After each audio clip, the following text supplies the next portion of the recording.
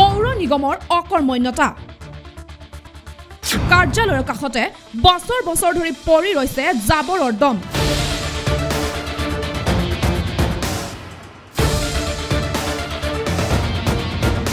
এই দৃশ্যলৈ মন কৰক এক কৰ্দজ্যময় পৰিৱেশ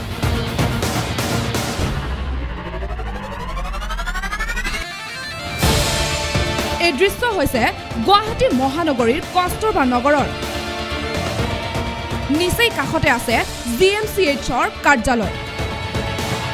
বিজেপি শাসনাধীষ্ঠ চৰকাৰ নৰেন্দ্ৰ মোদীৰ স্বচ্ছ ভাৰত অভিযানৰ নামত কি চলিছে এয়া জনসাধাৰণৰ অভিযোগৰ পিছতো চকুমুদা কুলিৰ ভাৱত পৌৰ নিগমৰ বিষয়ববীয়া তেওঁলোকে স্বচ্ছ ভাৰত অভিযানটো বৰ্তমান অন্যায় কৰিছে অৱহেলা কৰিছে আৰু সেইটো অপমানহে কৰিছে নামটো স্বচ্ছ ভাৰত কিন্তু অস্বচ্ছহে হৈছে আমাৰ ইয়াত বেছিকৈ কাৰণ গোটেই বজাৰৰ ডাষ্টবিনখিনি আমাৰ ইয়াতে আহে গোটেই এৰিয়াখিনি ইয়াতে অফিচ চাওক এইটো আমাৰ ডি আই জি হৰেকৃষ্ণ ডেকাৰ ঘৰ তেওঁৰ এটা সন্মান আছে না তেওঁৰ ঘৰৰ সন্মুখত যদি যাব তেওঁ ডি আই জি আছে ৰিটায়াৰ হ'ল তেতিয়াহ'লে কোনো কথা ইমানবাৰ কমপ্লেইন কৰাৰ পিছতো একো কামেই নহয় আমাৰ মানে পাৰ্মানেণ্ট ইলেক্ট্ৰিচিয়ান আনি আমি নিজৰ পইচা দি এইবিলাক বাল্ব লগোৱা চব আমি নিজে কৰি আছোঁ কিন্তু আমি ইমানবাৰ কোৱাৰ পাছতো আমাৰ এই নহয় কিন্তু আমাৰ এইটো চাওক আমাৰ এইটো চাইডে আমাৰ MLA থাকে এইটো চাইডে আমাৰ MP থাকে মাজত আমি কিন্তু সবতকৈ বেয়া অৱস্থা আমাৰ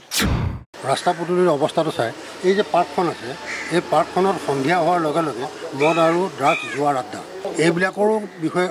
কোনো কাৰো কাংক্ষাৰ নাই আৰু দ্বিতীয়তে এটা কথা এই জাবৰ নিষ্কাশনৰ কাৰণে আমি এটা কথা ভাবিছিলোঁ যে জাবৰবিলাক নেপেলাব ইয়াৰ আগতে এই চিয়াং এপাৰ্টমেণ্টত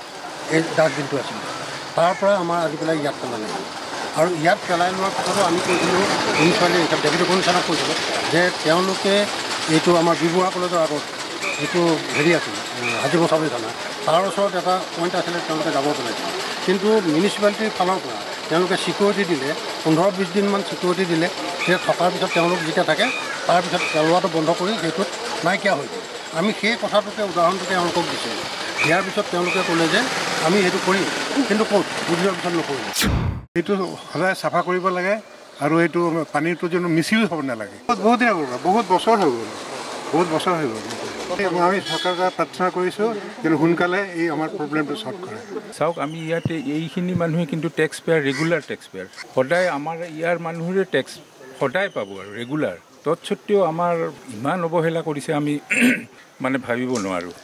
অকল জাবৰ জোঁথৰে নহয় আপুনি ৰাস্তাৰ কণ্ডিশ্যনো চাব মিউনিচিপালিটিৰ আণ্ডাৰৰ ৰাস্তা এই ৰাস্তাৰ সেইফালে গ'লেই চাব ৰাস্তা আজি কিমান বছৰৰ পৰা আমি নিবেদন জনাইও ৰাস্তাও ভাল কৰিব পৰা নাই ড্ৰেইনটো এইবোৰ জাবৰটো আপোনালোকে নিজেই দেখিছে নাই কোনো নলা নৰ্দমাৰ সুব্যৱস্থা সত্যৰ সন্ধানত বাতৰি 24 পৌৰ নিগমৰ কাৰ্যালয়ৰ দুৱাৰদলিত কিন্তু কাৰ্যালয়ৰ বিষয়ববীয়াৰ গা এৰা মন্তব্য আচলতে আমাৰ এইটো ইঞ্জিনিয়াৰিং ব্ৰাঞ্চ এটা আছে ইঞ্জিনিয়াৰিং ব্ৰাঞ্চ ডিভিজন 2 তেওঁলোকৰ আণ্ডাৰত পৰে তেওঁলোকৰ ইঞ্জিনিয়াৰে এইটো চাই কমপ্লেইনটোতো আমাক পাব্লিকে জনোৱা নাই নহয় নাই আমাক মই লগে লগে ফোন কৰাই দিওঁ সেইটো ব্যৱস্থা মানে পাব্লিকে যদি জনায় তেতিয়াহ'লে আমি ইমিডিয়েটলি বস্তুটো হেৰি কৰাই দিওঁ আমাৰতো ডেইলি লৈ যাই থাকে আমাৰ NGO কিছুমান NGO আছে NGO আহে NGO লৈ যায় আমাৰ ডিপাৰ্টমেণ্টৰ মানুহ আহে তেওঁলোকে লৈ যায় গাড়ী লৈ আহে তেওঁলোকে লৈ যায় ব্যৱস্থাটো মইতো ক'লোৱে আমাৰ এইটো আমি যিটো ব্ৰাঞ্চত নহয় আমি এইটো জাবৰৰ কামটো নাচাওঁতো গতিকে ডিভিজন 2 বুলি ইঞ্জিনিয়াৰিং ব্ৰাঞ্চ এটা আছে তেওঁলোকে এইটো কাম কৰে নটিছত পৰিছে মানে